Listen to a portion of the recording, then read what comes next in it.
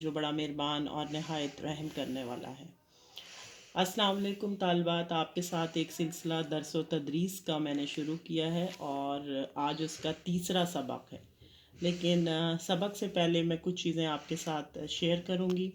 ایک تو اس چینل کو سبسکرائب ضرور کیجیے گا اور اس کے ساتھ ہی بیل آئیکن کا بٹن ہے اسے دبا دیجیے گا۔ جی، نصاب یا سبق سے پہلے ہمیشہ میں کچھ چیزیں بچوں کے ساتھ ضرور شیئر کرتی ہوں تاکہ وہ براہ راست صرف پڑھنے اور لکھنے کی طرف نہ آئیں۔ ایک دعا ہے جو کہ میں ہمیشہ بچوں سے کہتی ہوں کہ آپ ضرور اپنے والدین کے حق میں کیا کریں۔ وہ دعا ہے کہ رب ارحما کما ربیانی صغیرہ، اے میرے رب میرے والدین پر اس طرح رحم فرما جس طرح انہوں نے بچپن میں مجھ پر رحم فرمایا۔ یہ دعا ضرور اپنے والدین کے حق میں کیجیے، کیونکہ وہ والدین جو کہ بچپن میں آپ کو پال پوس کر بڑا کرتے ہیں، جوان کرتے ہیں، ان کے حق میں بھی دعا کیجیے اور ان کے ساتھ جتنا اچھا سلوک اور جتنی خدمت ان کی کر سکتے ہیں آپ ضرور کریں۔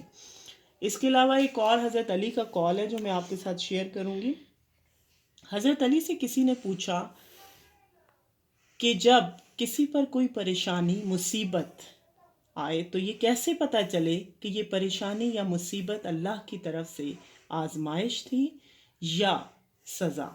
تو حضرت علی نے جواب دیا کہ ہر وہ پریشانی مصیبت جو تمہیں اپنے رب کے قریب لے جائے، یعنی تم اس کے قریب ہو جاؤ، وہ تمہاری آزمائش تھی۔ لیکن ہر مصیبت یا پریشانی یا تکلیف جو تمہیں اپنے رب کے قریب نہ لے کے جائے، اس کا مطلب ہے وہ تمہاری سزا تھی۔ تو یہ دو چیزیں شیئر کرنے کے بعد اب ہم اپنے سبق کی طرف آتے ہیں۔ آج ہمارا تیسرا نصاب کا سبق ہے اور وہ ہے نظریہ پاکستان، اور اس کے مصنف ڈاکٹر غلام مصطفیٰ خان ہیں۔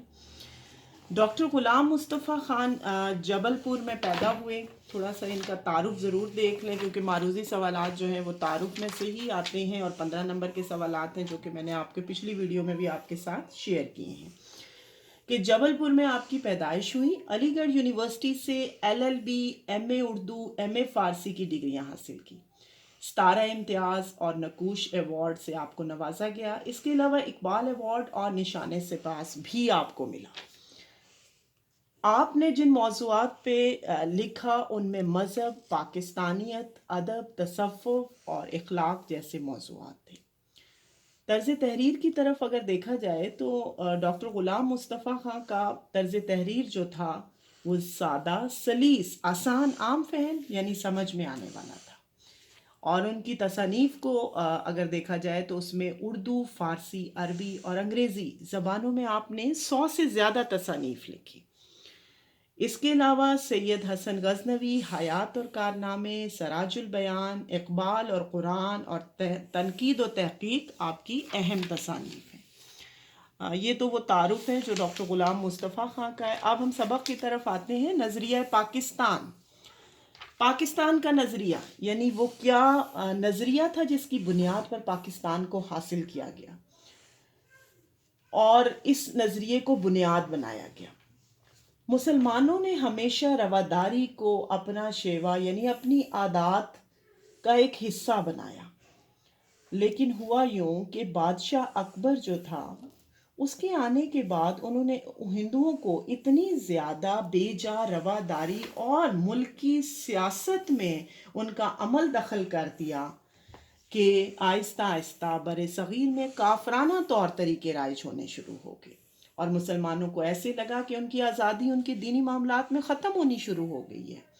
ایسی صورتحال میں یہ آخری دور تھا مسلمانوں کا، اور برصغیر پاک و ہند پر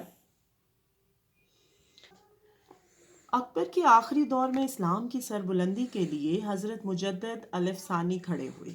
آپ نے جہانگیر کے زمانے میں بحث دین کی خاطر قید و بند کی سختیاں بھی جھیلی۔ اس کے علاوہ سلطان حیدر علی، ان کے بیٹے ٹیپو نے نہ صرف ہندوؤں اور انگریزوں کا مقابلہ کیا بلکہ افغانستان، ترکی اور فرانس کو بھی اپنے ساتھ شامل کرنے کی کوشش کی۔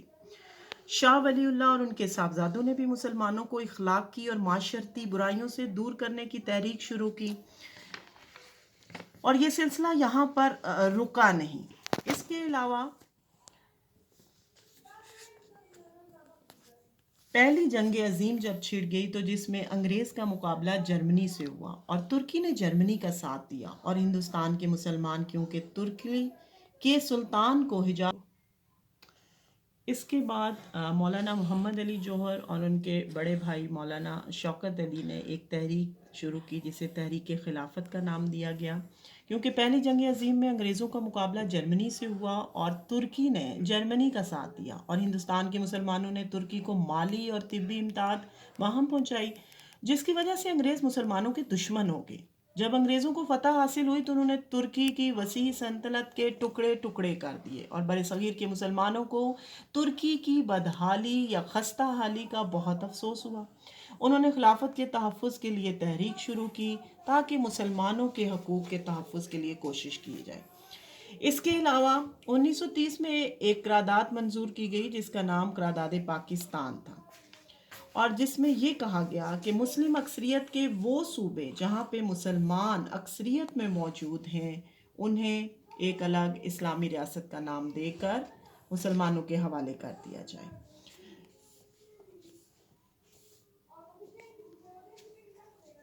جنوبی ایشیا کے مسلمان اس نظریے کے تحت ایک مجبوراً اقلیت بن گئے تھے. قومیت کی دوسری بنیاد جو رکھی گئی وہ دو بنیادوں پر قومیت تھی. ایک مغربی مفکرین نے قائم کی اور دوسری وہ جو نبی پاک صلی اللہ علیہ وسلم نے. اہل مغرب نے کہا کہ خاندانی، نسلی اور قبائلی بنیادوں کا ذرا بھی وسعتوں پیدا کر کے قومیت کی بنیاد صرف جغرافیائی حدود پر ہے اور کہا کہ قوم وطن سے بنتی ہے، جبکہ دوسری بنیاد وہ تھی جو مسلمانوں کی قومیت کی بنیاد تھی، جو رسول مقبول صلی اللہ علیہ وسلم نے ملت اسلامیہ کی تشکیل کرتے ہوئے فرمائی تھی، جو مغرب کے تصور قومیت سے جدا ہے. کیونکہ جس کے بارے میں اقبال نے فرمایا، اپنی ملت پر قیاس اقوام مغرب سے نہ کر، خاص ہے ترکیب میں قوم رسول ہاشمی. ان کی جمعیت کا ہے ملک و نسب پر انحصار، قوت مذہب سے مستحکم ہے جمعیت تیری.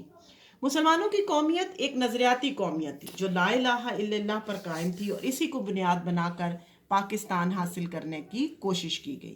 نظریہ پاکستان کا مقصد بھی پاکستان کو ایک اسلامی اور فلاحی مملکت بنانا تھا. کوئی بھی ایسا قدم نہیں اٹھانے جا رہے تھے مسلمان جس سے خدا اور اس کے رسول صلی اللہ علیہ وسلم کے سامنے انہیں شرمندہ ہونا پڑے. اور اسی کی بنیاد پر، اسی نظریے کو پیش نظر رکھتے ہوئے ہم سب کو پاکستان کی ترقی اور خوشحالی کے لیے کام کرنا ہوگا. یہ تو آپ کا سبق تھا نظریہ پاکستان جو کہ میں نے آپ کے ساتھ شیئر کیا. اس کے علاوہ اس کے سوالات کے جوابات ہیں جو تھوڑے سے میں آپ کے ساتھ شیئر کر دوں گی تاکہ آپ کے لیے ان کو سمجھنے میں آسانی ہو. پہلا سوال ہے کہ مسلمانوں کو اپنے دینی معاملات میں اپنی آزادی کب ختم ہوتی نظر آئی؟ بادشاہ اکبر کی بیجا رواداری اور ملکی سیاست میں ہندوؤں کے عمل دخل، یعنی ہندوؤں کا بہت زیادہ مسلمانوں کے ساتھ جو عمل دخل تھا، اس کی وجہ سے کافروں کے طور طریقے رائج ہونا شروع ہو گئے تھے اور مسلمانوں کو یہ محسوس ہونے لگا کہ ان کی آزادی دینی معاملات میں ختم ہو گئی ہے. سلطان ٹیپو اپنی جدوجہد میں کیوں کامیاب نہ ہو سکا؟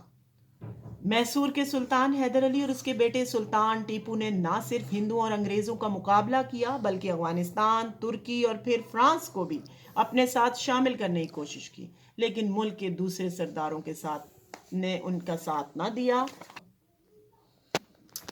مسلمانوں کی قومیت کی بنیاد کیا ہے؟ مسلمانوں کی قومیت کی بنیاد رسول اللہ صلی اللہ علیہ وسلم نے ملت اسلامیہ کی تشکیل کرتے وقت جو ملت قائم کی، جو مغرب کے تصور قومیت سے جدا ہے. مسلمانوں کی قومیت ایک نظریاتی قومیت ہے جو لا الہ الا اللہ پر قائم ہے، یعنی یہ کہ رنگ، نسل اور وطن کی بنیاد پر نہیں بلکہ ایک نظریے، ایک عقیدے اور ایک کلمے کی بنیاد پر وجود میں آئی، اور اسی نظریاتی پہلو کو نمایاں کرنے کے لیے اسے ملت کہا گیا ہے. یہ طالبات آپ کا جی، اس کے ساتھ ہی طالبات ہمارا آج کا یہ تیسرا سبق ختم ہوتا ہے. انشاءاللہ زندگی رہی تو پھر آپ کے ساتھ چوتھے سبق سے متعلقہ ویڈیو